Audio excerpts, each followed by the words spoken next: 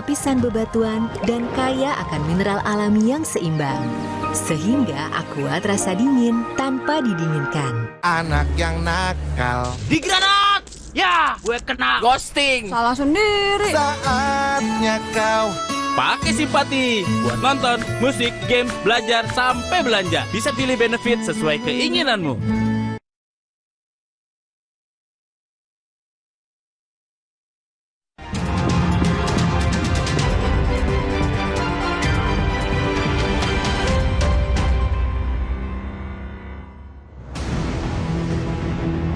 Jadi saksi TPPU betul nggak Pak? Sidang TPPU? Iya pernah, ya. Pernah tapi itu jangan dikaitkan.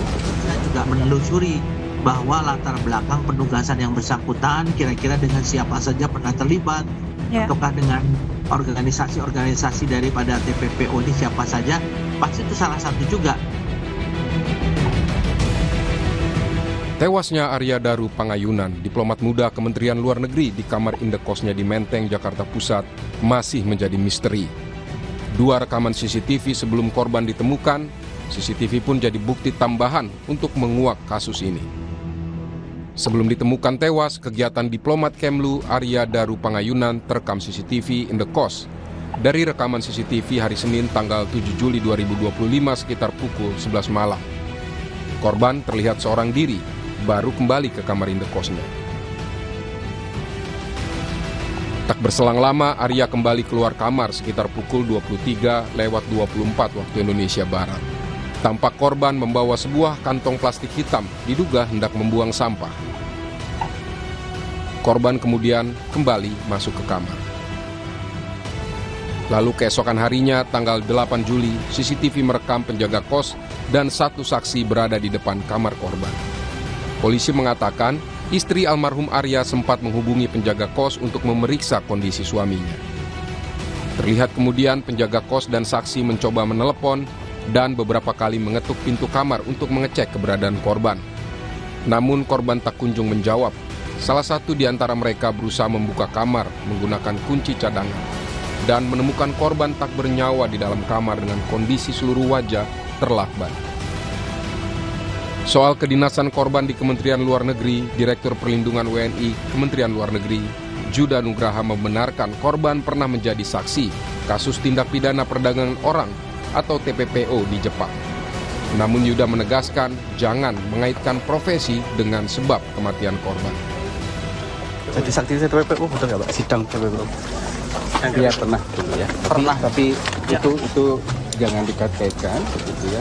Kita lihat menunggu hasil penyelidikan polisi. Kita jangan berspekulasi. Jadi kami tidak ingin berspekulasi. Kita tunggu hasil penyelidikan. Tapi memang banyak tugasnya itu berkaitan dengan itu ya Pak, TPPU itu ya Pak, almarhum itu ya. Seperti tadi kami sampaikan, almarhum itu menjalani tugas, dia menangani tugas penanganan perlindungan WNI untuk wilayah selain Asia Tenggara dan juga Timur Tengah.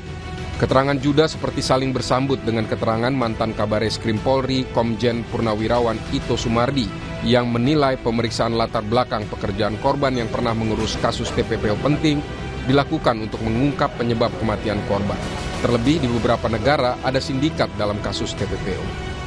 Yakin bahwa teman-teman penyidik itu mereka juga menelusuri bahwa latar belakang penugasan yang bersangkutan kira-kira dengan siapa saja pernah terlibat, ataukah dengan organisasi-organisasi daripada TPPO ini siapa saja, pasti itu salah satu juga. Yang saat ini yang paling rawan adalah memang orang-orang yang memiliki latar belakang kedinasan di bidang TPPO atau tidak pidana perdagangan orang, ya itu kan sering sekali di beberapa negara itu warga negara kita menjadi korban TPPO. Dan korban TPPO ini kan mereka punya jaringan, punya sindikat. Ini tentunya akan menjadi salah satu objek daripada penyelidikan. Ya. Proses penyelidikan kasus ini masih terus berjalan. Kapolda Metro Jaya Irjen Karyoto menyatakan hasil penyelidikan kasus kematian diplomat muda dengan wajah terlakban akan selesai dalam kurun waktu 1 minggu. Yang ada perlu dipelajari oleh forensik, ya, baik CCTV, kemudian hasil otopsi, dan juga termasuk digital itu dari laptop dan lain-lain ya. Mungkin seminggu lagi selesai. Nanti ada kesimpulan. Insya Allah mudah-mudahan seminggu lagi selesai. Selain rekaman CCTV, saat ini penyelidik masih melakukan pemeriksaan terhadap sejumlah alat bukti, seperti hasil otopsi serta bukti digital, seperti alat komunikasi dan komputer jinjing milik korban, juga rekaman CCTV untuk menguak penyebab kematian diplomat Kementerian Luar Negeri ini. Tim Liputan Kompas TV. Saudara, kasus kematian diplomat muda yang ditemukan tewas di kamar indekosnya menjadi misteri hingga saat ini. Polisi masih terus melakukan penyelidikan untuk mengungkap kasus tersebut, termasuk mengusut penyebab kematian korban. Lantas, apakah latar belakang korban yang pernah menangani kasus tindak pidana perdagangan orang terkait dengan misteri kematian korban? Lalu bagaimana menemukan titik terang dari kasus ini? Kami membahasnya bersama dengan Komjen Purnawirawan Arief Sulistyo, Kabareskrim Polri tahun 2018 sampai 2019, yaitu Komjen Purnawirawan Arief Sulistianto, dan juga telah bergabung bersama kami di Kompas Petang Pak Handoko Gani yang merupakan pakar mikro ekspresi. Selamat petang semuanya. Selamat petang. Saya ke Pak Arief dulu nih, sebagai mantan Kabareskrim nih, apa yang harus dilakukan polisi atau sejauh mana yang dilakukan polisi untuk mengungkap kasus ini, termasuk dalam mendalami latar belakang, profesi, pekerjaan dari korban yang pernah mengurusi kasus TPPU ketika menjadi diplomat? Iya, terima kasih Mas Yasir. Perkara ini adalah perkara penemuan korban meninggal dunia dalam keadaan kesendirian, sehingga tingkat kesulitannya cukup tinggi. Oleh karena itu, penyidik memang harus diberikan waktu. Di tengah-tengah sorotan publik, banyak opini, banyak persepsi, dan banyak asumsi. Tetapi saya ingatkan kepada penyidik bahwa di dalam penyidikan tidak boleh berasumsi. Semua based of evidence, semua harus berdasarkan fakta, dan harus menerapkan scientific crime investigation. Jadi, scientific crime investigation itu bukan ditemukan barang bukti dibawa ke lapor, tapi ini merupakan satu metode ilmiah di dalam melakukan satu penyidikan yang didasari dengan prinsip kejujuran, kebenaran, objektivitas, dan transparansi. Apa yang harus dilakukan? Pertama, menemukan mayat di dalam kamar sendirian. Ini kan ada dua, dari masalah ini, dia sudah mengumpulkan informasi-informasi. Dari informasi yang diperoleh ini, dia membuat hipotesa, dugaan-dugaan. Dugaan itu mungkin ada dua yang bisa dilakukan oleh penyidik. Pertama, apakah korban ini bunuh diri atau ini karena kasus pembunuhan. Dari dua hipotesa ini, baru langkah keempat adalah mengumpulkan alat bukti, mengumpulkan fakta-fakta. Fakta-fakta dari berbagai macam, dari berbagai sudut. Pertama, kita mengenal triangle evidence, ada TKP, dan itu sangat penting. Yang kedua, ada korban yang dilakban.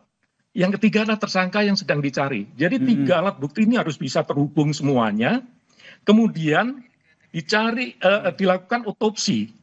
Setelah otopsi akan ditemukan dua setidaknya. Apa sih penyebab kematian ini? Dan yang kedua, kapan matinya ini? Jadi dari kaku mayat, dari lebam mayat, dokter forensik akan mengetahui sudah berapa lama korban ini meninggal dunia.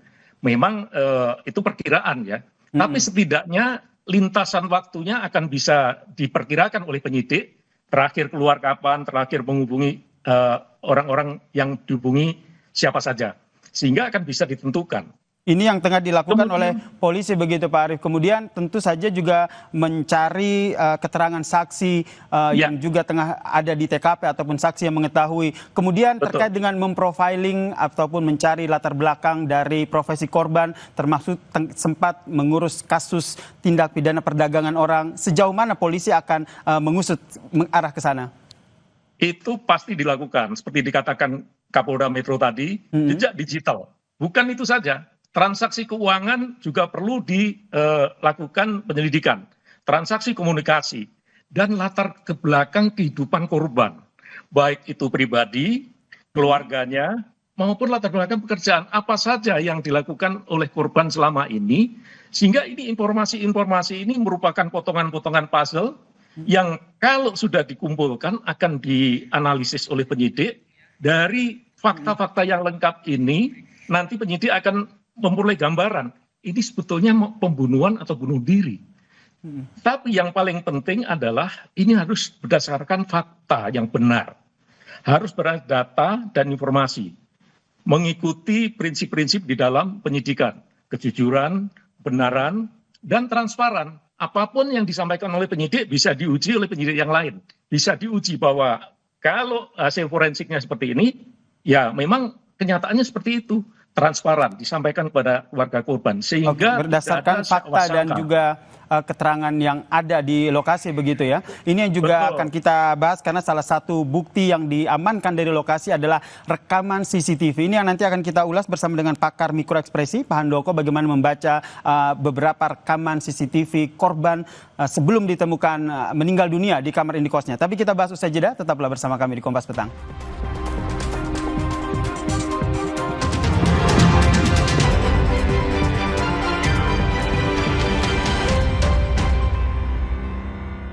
Kan 5 tiket nonton langsung Indonesia di Pentas Dunia 2026 Amerika. Pemenang akan segera dipilih. Jangan sampai ketinggalan. Segera beli 5 bungkus kopi luwak apa saja. Upload ke sosial media, tag @kopiluwakofficial. Dukung Indonesia mengukir sejarah baru. Menangkan 5 tiket nonton langsung Indonesia di Pentas Dunia 2026 Amerika. Beli 5 bungkus kopi luwak limited edition, foto 5 kemasan dan struk asli. Upload ke sosial media, tag @kopiluwakofficial. Dukung Indonesia mengukir sejarah baru.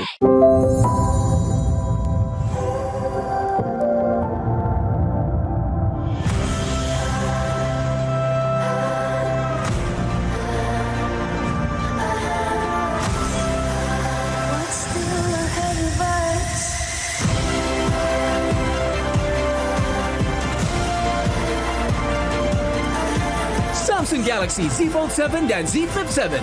Kunjungi toko terdekat dan pre-order sekarang.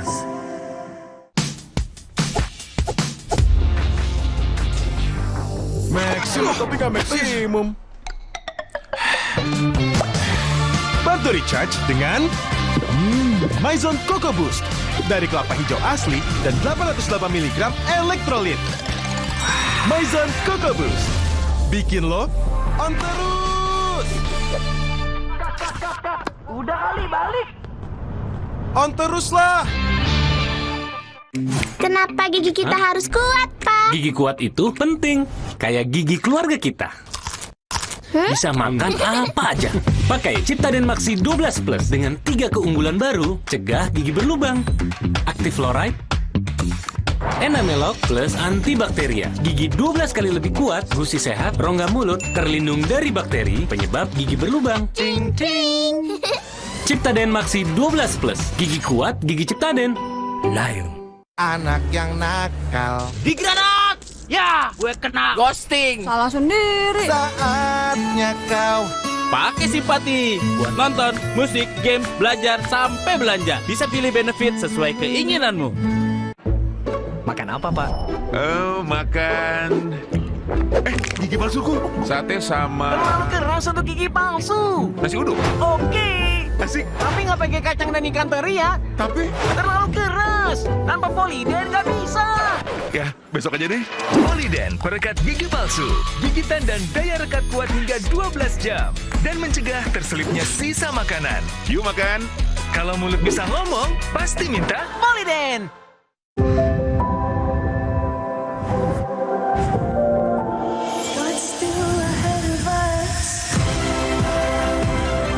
Samsung Galaxy Z Fold 7 dan Z Flip 7. Kunjungi toko terdekat dan pre-order sekarang.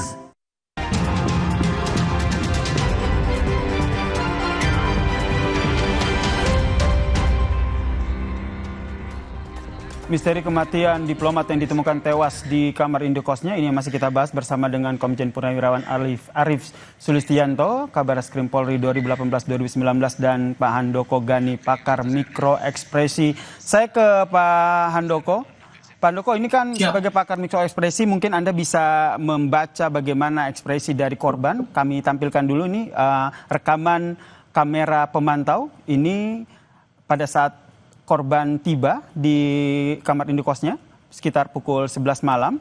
kemudian nanti ada CCTV lain yang menggambarkan korban keluar begitu. Kalau kita lihat lebih detail ini kan saat korban keluar ini lebih santai begitu. Kemejanya sudah dibuka, kemudian membawa kantong kresek yang diduga sampah untuk dibuang, kemudian kembali lagi. Apa yang bisa Anda baca sebagai pakar mikroekspresi? Ya, pertama yang harus saya sampaikan bahwa dalam hal ini saya tidak hanya membaca mikroekspresi. Kalau mikroekspresi itu wajahnya saja. Tapi sebetulnya yang dibaca adalah bahasa tubuhnya, jadi keseluruhan tubuhnya. Nah, tetapi sebelum itu saya ingin menegaskan suatu hal, yaitu bahwa yang beredar ini kan memang hanya 2 cuplikan atau 3 cuplikan tadi ya. Saat pulang, saat keluar, ngambil kantong kresek yang diduga sampah, kemudian saat kembali dengan pakaian terbuka. Nah, tetapi kita tidak tahu apakah ada CCTV yang lain. Dan seharusnya memang ada. Nah, ini yang kita tidak mendapatkan CCTV tersebut ya. Nah, kalau dari 3 CCTV ini, yang pertama itu menunjukkan pulang ya, begitu ya, sehabis tugas. Jadi saya rasa kita bisa melihat situasi kondisinya dengan baik, tidak ada suatu isu yang atau suatu hal yang unik gitu ya. Nah, yang kedua dan ketiga ini yang perlu kita sorot, yaitu mungkin yang kedua dari bahasa tubuhnya keluar dari kamar tidak terlihat ketergesa-gesaan ya, santai. Namun yang perlu memang disorot adalah kantong kresek hitam yang terlihat berat ya, dan dibawa dengan bahasa tangan yang agak jauh dari tubuh. Nah, ini yang perlu didalami sebetulnya apa yang dibuang ya. Kemudian, nah ini yang sangat menarik ya di antara CCTV 2 lainnya, yaitu ketika kembali dengan tubuh terbuka atau kemejanya terbuka. Nah, kita akan bertanya-tanya. Pertama, kita harus memastikan dulu apakah ada video yang terpotong ya dari CCTV yang sama. Nah, kalau tidak ada yang terpotong, berarti kita patut menduga apakah ada kegiatan lain di dalam lokasi di mana beliau hilang dari pantauan CCTV, yaitu masuk ke dalam sebuah pintu yang kita tidak tahu itu pintu apa ya. Pintu itu tetap terbuka saat beliau masuk, tapi CCTV yang ketiga menunjukkan video pintu itu tertutup ya. Saat beliau kembali dengan pakaian terbuka, video CCTV tersebut yang ketiga menunjukkan pintunya tertutup dan beliau korban keluar sambil membuka pintu dengan pakaian yang sudah terbuka. Nah, kita bertanya-tanya apa yang sebetulnya terjadi. Nah, yang kita bisa baca dari bahasa tubuh secara umum ya pada saat kemeja terbuka tadi, yaitu tidak nampak ketergesa-gesaan ya, tidak nampak ketakutan dalam hal ini. Biasanya kalau tergesa-gesa ada emosi takut ya, kita tergesa-gesa karena kebelet pipis misalnya, kita tergesa-gesa karena ditunggu-tunggu orang, ada unsur ketakutan di situ. Tetapi saat kemeja terbuka tersebut tidak nampak emosi takut. Nah, ini yang perlu dipahami juga oleh netizen ataupun siapapun yang melihat itu. Ya, artinya kita memang perlu mengetahui lebih dalam aktivitas apa yang dilakukan dalam jeda waktu yang tidak ada di dalam CCTV yang kita lihat. Baik, ya, ini yang akhirnya pasti ya nanti pasti ada teman-teman forensik digital dan kepolisian yang harus mencari CCTV yang dimaksud tadi ya. Ya, ini yang menjadi salah satu bukti yang akhirnya sudah terekspos ke publik begitu ya, ada CCTV yang sudah kita lihat bersama, kemudian juga sudah dilakukan olah TKP. Kalau dari Pak Arief sendiri, perlu bukti apa lagi untuk mengungkap motif kematian dari diplomat ini? Iya, perlu bukti sebanyak-banyaknya karena ini pembunuhan, ini korban meninggal dunia di dalam kamar sendirian, dan saya katakan tadi perkara seperti ini tingkat kesulitannya cukup tinggi, sehingga penyidik harus mengumpulkan alat bukti yang sebanyak-banyaknya, termasuk latar belakang kehidupan korban. Tadi sudah saya sebutkan latar belakang pribadinya dia, kemudian keluarganya, sampai kepada latar belakang pekerjaannya. Memang yang dihadapi penyidik sekarang cukup berat. Beratnya menghadapi opini, spekulasi, dan teori-teori yang disampaikan oleh netizen di media sosial. Dan ini harus bisa diatasi oleh penyidik dengan melakukan penyidikan secara objektif berdasarkan scientific crime investigation yang saya sampaikan tadi. Tapi beralasan Jangan tidak sampai- akhirnya ketika menarik ataupun dikaitkan dengan adanya dugaan sindikat TPPO di balik kematian dari diplomat Kemlu ini? Nah, itu kalau kita berpikir seperti itu tidak didukung bukti, berarti itu harus disingkirkan. Tidak boleh kita berasumsi, oh ini pernah menjadi saksi di sini, berarti dia dibunuh oleh sindikat ini. Tidak bisa. Oh ini di Lakban, berarti dia dibunuh. Kita tunggu penyidik yang akan menyampaikan bukti-bukti secara objektif. Sampai ada yang spekulasi begini, karena ini di Lakban, maka ini adalah teori pembungkaman. Dasarnya apa gitu loh. Padahal belum ada bukti-bukti yang mendukung terhadap pernyataan itu. Jadi menyidik itu kan seperti menggambar puzzle. Jangan sampai karena tekanan publik, penyidik ini harusnya menyusun puzzle-nya, gambarnya harimau, yang jadi kelinci. Jadinya nanti malah nggak benar, malah menyesatkan. Nah inilah tantangan yang harus dihadapi oleh penyidik. Di tengah tekanan publik, tentu juga di tengah keinginan dari keluarga untuk bisa mengungkap apa sih sebenarnya yang terjadi, penyidik harus tetap on the track, penyidik harus tetap objektif, dan menjaga etik, moral, profesionalitas dia di dalam melakukan penyidikan untuk menemukan kebenaran yang sebenarnya, bukan kebenaran yang dibuat-buat, tapi kebenaran yang didasarkan pada kejujuran.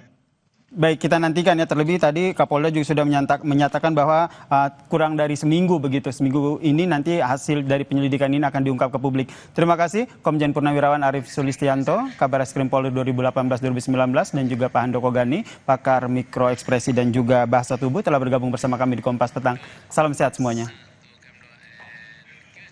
Dan saudara, usai jeda Kompas Petang akan kembali dengan informasi penting dan menarik lainnya, diantaranya kemenangan 4-0 Oxford United atas Arema Malang di Piala Presiden di Stadion Jalak Harupat Bandung dibayar mahal dengan cederanya bintang Oxford United andalan timnas Ole Romeni.